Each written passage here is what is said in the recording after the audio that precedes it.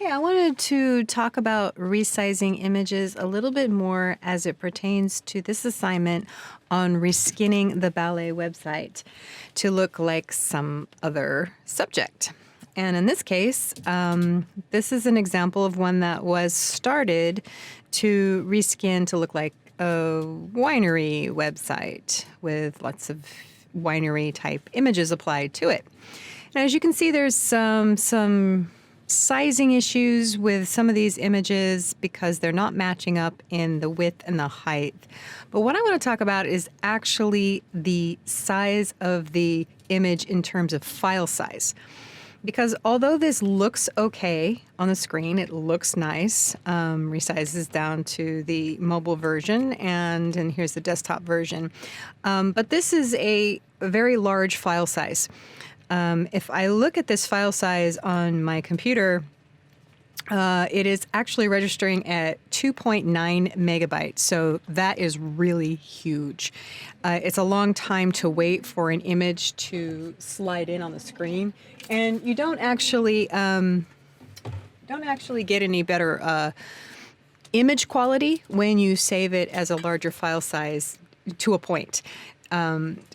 It just takes a lot longer to download, and it doesn't look any better because you've saved it as a bigger file size. So the higher the resolution, the larger the file size, the longer the load time.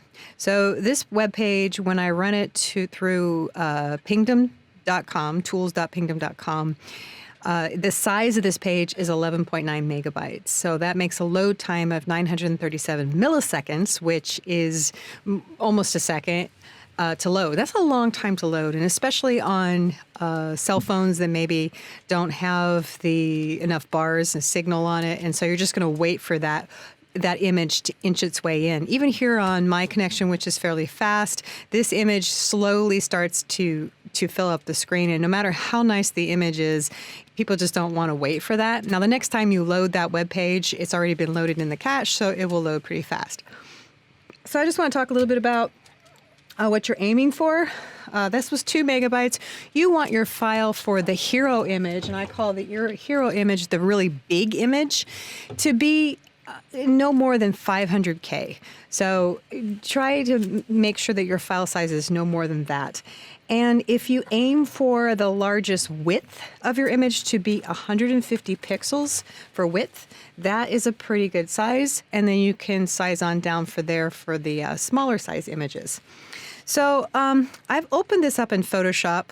Or I thought I opened it up in Photoshop, but I didn't. So I will go back over to Photoshop and I will slide it on down here and open it up here in Photoshop. And here we are. So I've opened the image, and if you look at it on screen, it looks fine, right? But if I look here at the top where it has the file name, which is the file name Thomas Martinson 747-unsplash, so Creative Commons image, very good.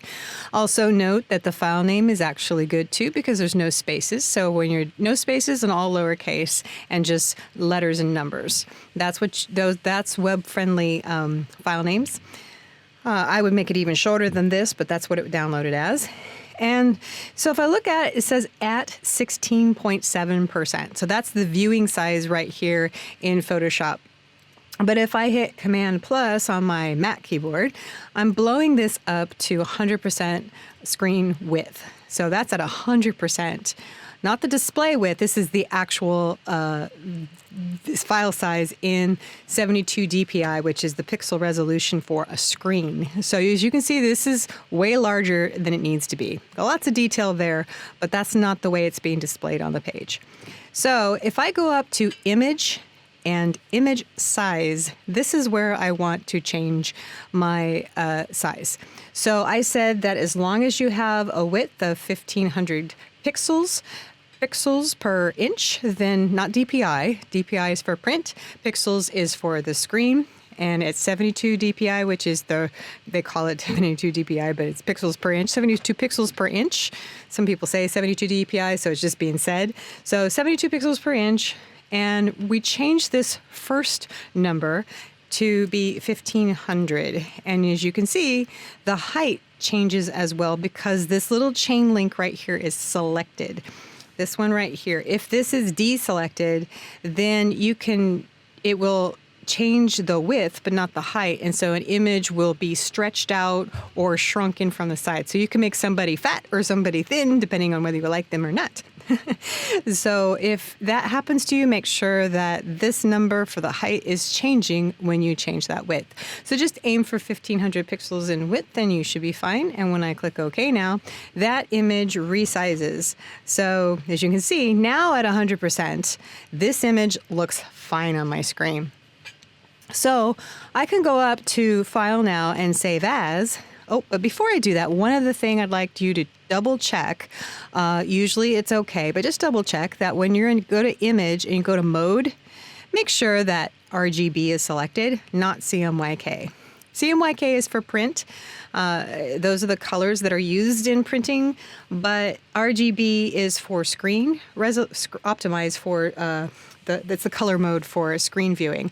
And if you save it as CMYK, it won't look right on different browsers. So make sure that is RGB. If you're downloading it from a Creative Commons site like Unsplash, it probably is, but just double check that. Okay, so going up to File, you could do a Save As. On all the Photoshops, it works this way. So you could do a Save As and do the JPEG. But the image compression I find is not quite as good as if I go to Export, then Save for Web. So instead of File Save As, go to File Export, then Save for Web, and it will say Legacy on it.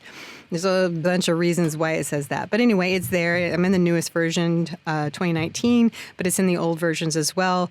File, Export, Save for Web. Click on that, and up pops the image. Now, it might actually say GIF right here, or GIF, however you want to say it, because it saves your last setting. So if your last thing you exported was a GIF, that's what it's going to be. So just make sure that says JPEG. And right now, JPEG on high, and if I look down in my lower left corner, I see that it says it's now 128K, and then it says it would take 24 seconds on a 56K modem. Now, most people don't have that. You can actually click on that and then choose different selections too to see what it would be. But 128K, 8K is pretty good, and way better than the 500K I said to try and aim for. If you want to, you can zoom in on this and see what the detail looks like. It's a kind of a balancing act between compression and quality. And to me, this looks pretty good. There's a little bit of choppiness. If I go all the way down to low, you can see it starts to get kind of choppy looking and not very good. It is 42K, but I'd say I would go higher. You could go up to maximum, but again, that jumps it to 678K. So, and I don't think there's a lot of difference between maximum and high. So yeah, to me, not a lot of difference visually, but there's a lot of difference in file size. So to me, that's fine. I'm going to hit save on that, and I'm just going to save over the original here, and it's going to ask me to replace it. I'm going to replace it, and I'm going to go back on over to, I have the web page loaded. I thought I had it loaded somewhere over here. There it is. I have it loaded, and I don't see much difference in the file size, in the image quality, so works out perfectly. Okay, so that's how you change it, and saving it at much higher resolution is not going to make it look any better. It's just going to slow down that load time on the web browser.